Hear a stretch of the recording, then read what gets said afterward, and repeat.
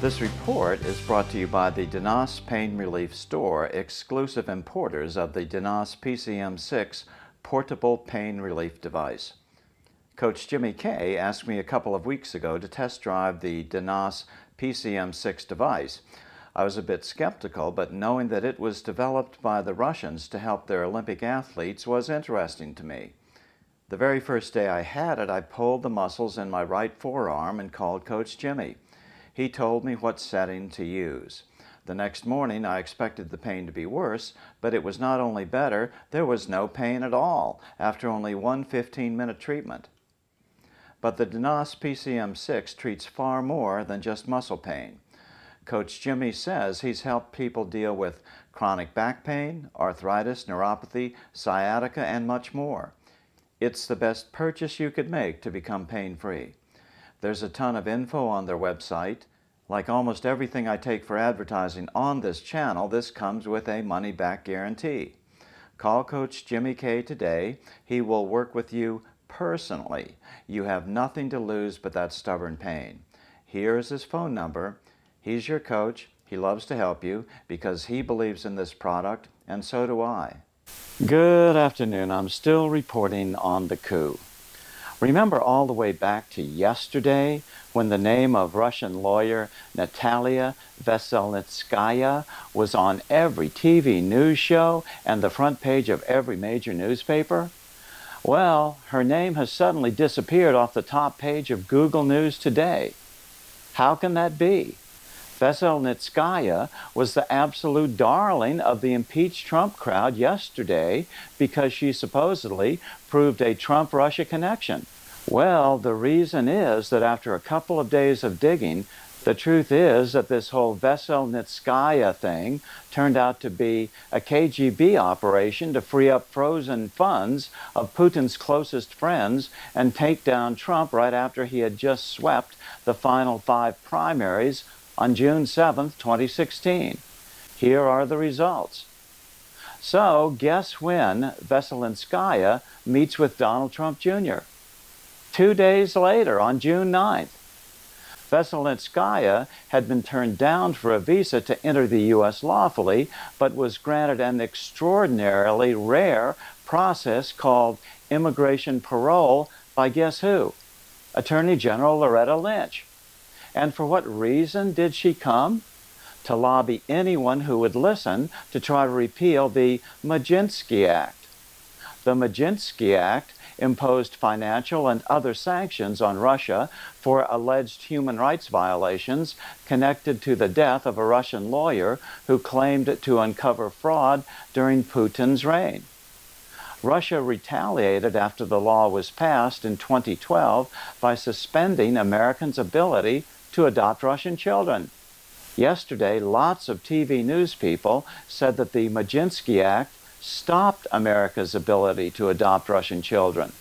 No, the act froze money from Putin's top oligarchs that had been parked in the United States. It hit them in the wallet. The adoption ban was an act of retaliation by Putin. The point is that Veselnitskaya wasn't here to help Americans start adopting Russian children again. She was allowed to enter thanks to the Obama administration to try to free up the money of Putin's closest friends. She's a Russian spy. That's why she originally was denied a visa to enter the U.S. There's no way that Obama and Lynch did not know that. U.S. billionaire William Browder explained this last night on Martha McCallum's show on Fox.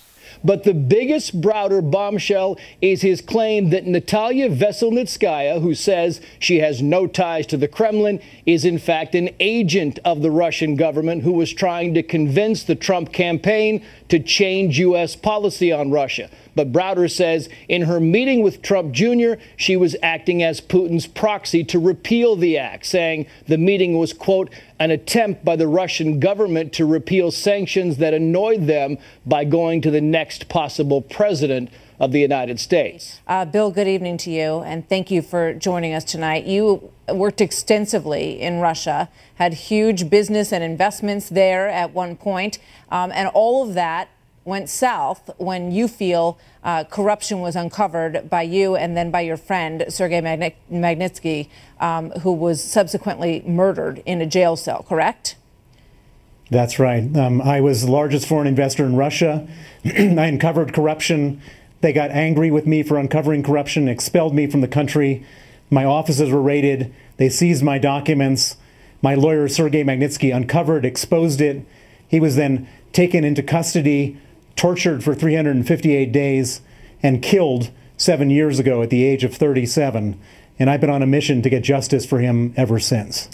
So how does all of that lead to the meeting that was recently uncovered in this email chain between Natalia Veselnitskaya and Donald Trump Jr.? Well, it became clear that I wasn't going to get any justice in Russia because it's such a corrupt country. So I sought to get justice outside of Russia. And the justice that I sought to get was to freeze the assets and ban the visas of the people who were involved in the murder of Sergei Magnitsky and the people who do similar crimes. And I took this idea to the U.S. Congress in 2010, and it ended up becoming the Magnitsky Law in 2012, and it imposes visa sanctions and asset freezes on human rights violators from Russia. Vladimir Putin is absolutely furious, and he ended up making it his single largest foreign policy priority to stop it. Now, the other thing that we did was we tracked down the money from the crime, and we found some of that money in the United States. We reported it to the Department of Justice. They opened up a criminal case, and the defendant who showed up was a Russian by the name of Denis Katsev. And Denis Katsev was represented by Natalia Veselnitskaya, and she then has embarked on a 3-year campaign to try to overturn the Magnitsky Act. And it's been a well-financed campaign. They've hired the best lawyers, the best lobbyists, the best public relations professionals, and they've gone all over Capitol Hill, and they eventually found their way to the possible next president of the United States back in 2016 by meeting the son of Donald Trump. So when you heard about that meeting, let me just interject. When you heard about the meeting that took place, and he described it, you know, that she got there and, you know, she sort of was incoherent and was, you know, sort of telling them all these stories, and they thought, you know, this is a complete waste of time. This is not what we're here for. They were told that there was, you know, some dirt on Hillary Clinton. They were curious to hear what it might be. And then they, you know, the meeting sort of quickly ended, and it was a waste of time. Does that add up to you? Well, I mean, basically, these people have been going around knocking on every door. I mean, I'm sure that they're not the only people who thought she was a waste of time, because she hasn't achieved any of her objectives. But it doesn't mean it hasn't been for lack of trying. So, I mean, they went to Congress and tried to do the same thing. They went and tried to take Sergei Magnitsky's name off of the global Magnitsky Act. And they ended up getting one sympathetic member of the House of Representatives, Dana Rohrabacher, to sponsor that amendment. And when it went to a vote, every single other member of the House Foreign Affairs Committee shut him down. So these people will try everything.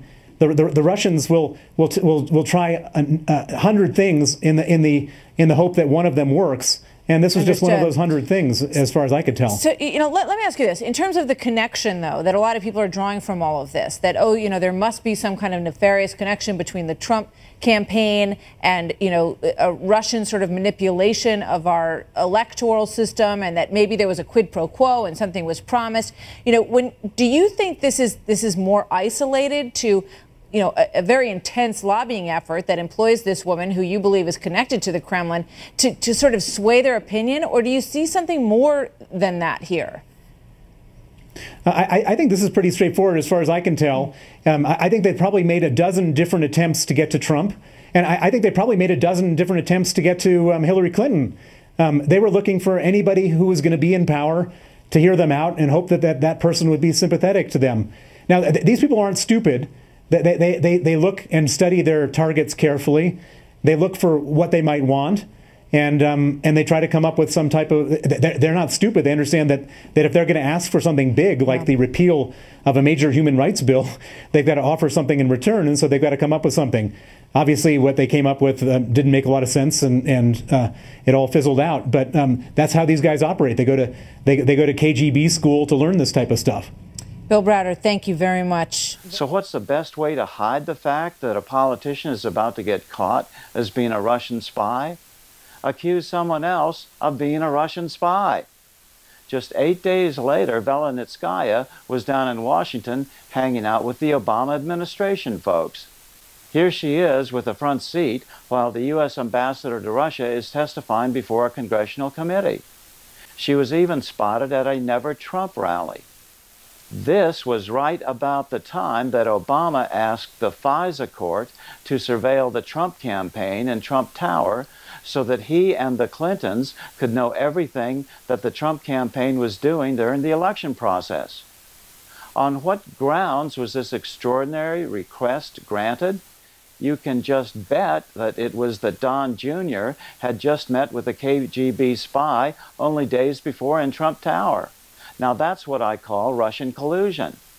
And that's why the Democrats aren't talking about Veselnitskaya today, because uncovering any more of this story will clearly show that Obama and Lynch were helping a Russian spy. It will also show how that spy tried to set up the Trumps and that this meeting was what allowed Obama to go before the FISA court to bug the Trump campaign in an unprecedented act of domestic spying. And then that secretive intercept information was illegally given to the Obama administration and the Clinton campaign in an attempt to help defeat Trump. I'm still reporting from Washington. Good day.